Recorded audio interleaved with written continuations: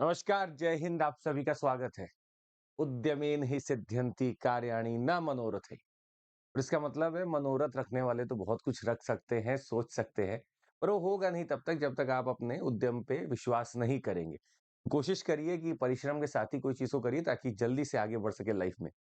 देख लेते हैं आज हमें क्या पढ़ना चाहिए था। पहला चीज़ तो दिख रहा है Afghanistan embassy in Delhi shuts down.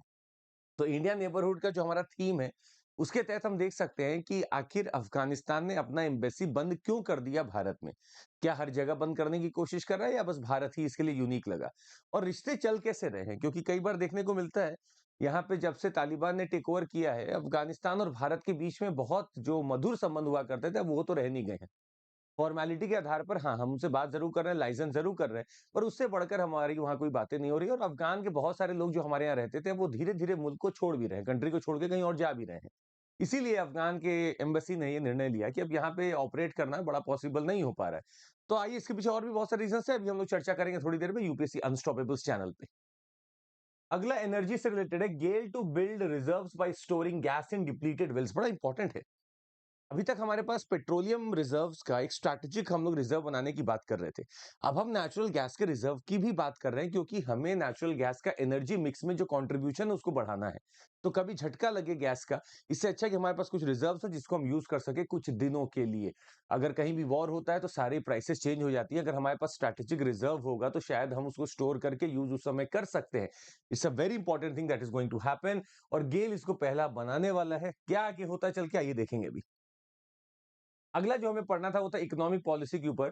Falling recovery delay in resolution dent IBC success. देखिए, इंसॉल्वेंसी एंड बैंक्रप्सी कोड 2016 में जब से आया, कोशिश कर रहे थे कि जो कंपनीज फेल हो जाती हैं, जो बैंकरप्ट हो जाती है, तो उनका एक प्रोसेस चालू हो जाए, उनके रेजोल्यूशन चालू हो जाए ताकि जो क्रेडिटर्स है उनको कुछ पैसा वापस दे दिया जाए। तो एक पूरा रूल बनाया गया और पूरा इसके बढ़िया से वर्क कराने की कोशिश की, परंतु इसका वर्क इतना अच्छे से नहीं हो पा रहा है। यहाँ इंप्लीमेंटेशन की बात आती है और देखा जाता है कि कई बार बेंचेस नहीं बन पा रहे रेजोल्यूशन के लिए, कई बार हमारे पास रिसोर्स नहीं है, तो बहुत सारी दिक्कतें यहाँ पे आ रही हैं और आईबीसी का जो रेजोल्यूशन का जो सक्सेस देखा गया वो गिरता जा रहा है। किसी जमाने में 42% से ऊपर हुआ करता था, आज 30 के आसपास घूम रहा है। चैलेंजिंग है फिर से हमारे लिए, इसको समझते आइए कि क्यों आया, कैसे आया और ये क्या करता है, बड़ा इंपॉर्टेंट हो सकता है हमारे लिए। अगला हमें पढ़ना था, Israel releases 39 Palestinians while Hamas frees 24 hostages. तो अब लिखने के लिए कुछ नहीं इसमें हमारे पास, पर हाँ ट्रूस एक साइन हुआ है, तो कुछ इजरायली भी छोड़ रहे हैं हॉस्टेजेस, कुछ पैलेस्तीन वाले भी छोड़ रहे हैं, तो दोनों तरफ से छोड़ा जा रहा है। और इनका ये कहना है कि अगर आप ज्यादा लोग को छोड़ोगे तो मेरा जो ये ट्रूस है मैं और कुछ दिनों के लिए बढ़ा सकता हूँ। 14,500 15,000 लोग मारे जा चुके हैं, तो अगर ये ट्रूस हो रहा है तो बहुत ही वेलकम है। और यहाँ हॉस्टेजेस का अगर शेयरिंग भी हो रहा है दोनों तरफ से तो बहुत अच्छी बात है। लेबनान बॉर्डर काम एज टू स्टेक्स इफेक्ट। अब लेबनान का बॉर्डर कहाँ है ये इंपॉर्टेंट समझना, लोकेशन हमारे लिए बड़ी इंपॉर्टेंट है यहाँ पे। अगर हमने लेबनान को देख लिया कि कहाँ है तो शायद बहुत चीजें हम समझ सकते हैं। आपसे तो एक प्रश्न हो जाए, देखिए, लेबनान का क्या बॉर्डर छूता है मेडिटेरेनियन सी को? जल्दी से जवाब दीजिएगा कि क्या लेबनान का बॉर्डर मेडिटेरेनियन सी को छूता है?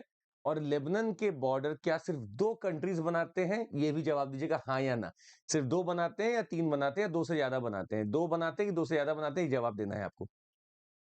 अगला हम हेल्थ में देखते हैं, closely monitoring outbreak of aviation influenza cases government no. So China, देखिए, इन चीजों के लिए पहले से जाना जाता रहा है, फिर से जाना जा रहा है कि वहां पे एक इन्फ्लुएंजा एक तरह का आउटब्रेक कर रहा है, लोगों को दिक्कत हो रही है। और हमारे यहाँ भी एवियन इन्फ्लुएंजा को देखते हुए हमने अपनी सख्ती बना ली। तो एवियन इन्फ्लुएंजा किस वायरस का, क्या वो जुड़ के बनता है, ये हम लोग को बात करना है। जैसे बहुत सारे टाइप्स ऑफ वायरसेस होते हैं इन्फ्लुएंजा के, तो बर्ड किसका होता है, स्वाइन किसका होता है, ये नाम डायरेक्टली आया हुआ है क्वेश्चन पेपर्स में। तो एक बार हम लोग उसको देख के समझ लेंगे कहाँ पे कौन सा वायरस है ताकि याद हो सके। मिलते हैं आपसे यूपीएससी अनस्टॉपेबल चैनल पे। और हाँ, कुछ लोगों ने अभी भी टेलीग्राम को सब्सक्राइब नहीं किया, चंद्रमौली एसआईआर को प्लीज जुड़ जाइए और आपको बहुत चीजें मिलती रहेंगी वहां पे। Centre exempts CERT In from purview of RTI act.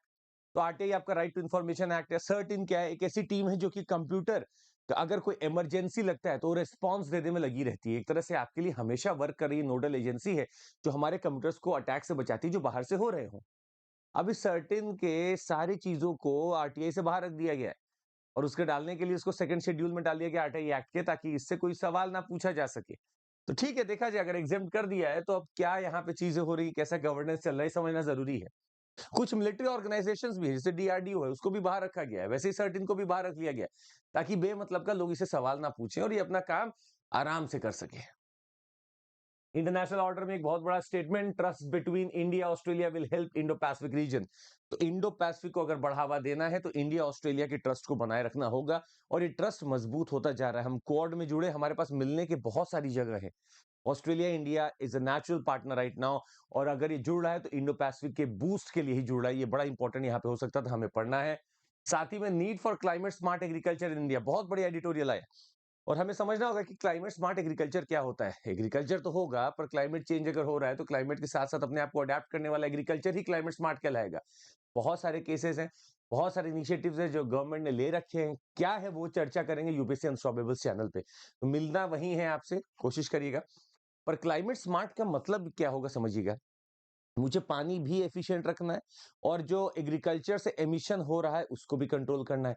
मुझे प्रोडक्टिविटी भी बढ़ानी है और पैसा भी कम करना है इनपुट फैक्टर्स का।